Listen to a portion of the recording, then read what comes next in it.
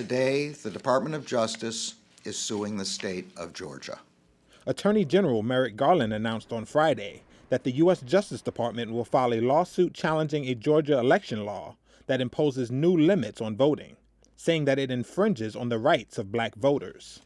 This lawsuit is the first of many steps we are taking to ensure that all eligible voters can cast a vote, that all lawful votes are counted, and that every voter has access to accurate information. The Georgia law, signed by Governor Brian Kemp on March 25th, tightened absentee ballot identification requirements, restricted ballot drop box use, and allowed a Republican-controlled state agency to take over local voting operations. The DOJ said certain measures of the law were passed with discriminatory intent, like banning the distribution of water or food to people waiting on lines at polling places.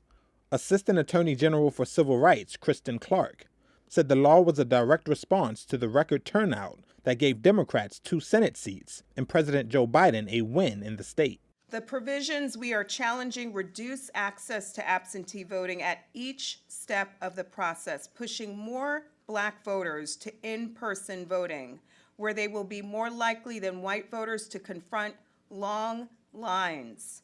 SB 202 then imposes additional obstacles to casting an in-person ballot.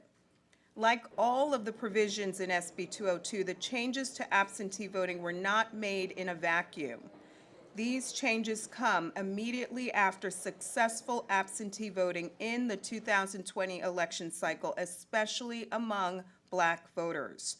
The wave of new measures in Georgia were fueled by former President Donald Trump's false claims that his November election defeat was the result of widespread fraud. President Joe Biden, who became the first Democratic presidential candidate in 3 decades to win Georgia, has staunchly criticized Georgia's new law, calling it an atrocity.